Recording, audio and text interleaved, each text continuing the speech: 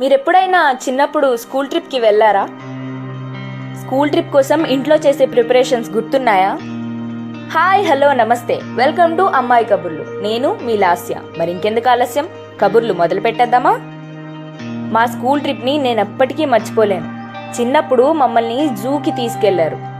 మామూలుగా స్కూల్కి వెళ్ళడానికి బ్యాగ్ కూడా బస్ వచ్చిన తర్వాతే సర్దుకునే నేను ముందు రోజే ట్రిప్ కోసం బ్యాగ్ సర్దుకొని రేపటి డ్రెస్ రెడీ చేసుకొని నాన్నతో బయటికి వెళ్ళి స్నాక్స్ కూడా కొని తెచ్చుకున్నాను. ట్రిప్ రోజైతే అమ్మ లేపకముందే లేచి రెడీ అయిపోయేదాన్ని. ఆ రోజుల్లో డెడికేషన్ అలా ఉండేది. మరి స్కూల్కి వెళ్ళగానే ఫ్రెండ్స్తో ఎవరేం స్నాక్స్ తీసుకొచ్చారు, ఎవరే డ్రెస్ వేసుకున్నారు, ఎవరి డ్రెస్ బాగుంది అని ముచ్చట్లు పెట్టేసేవాళ్ళం.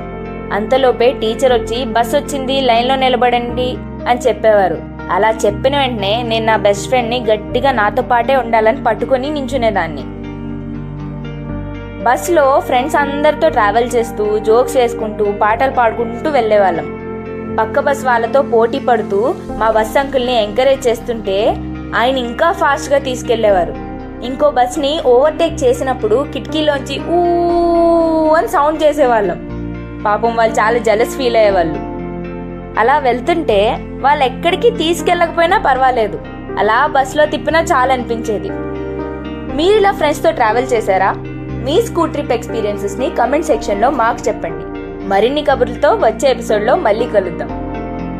ఎంఎస్ క్రానికల్స్కి సబ్స్క్రైబ్ చేసుకోండి మరి.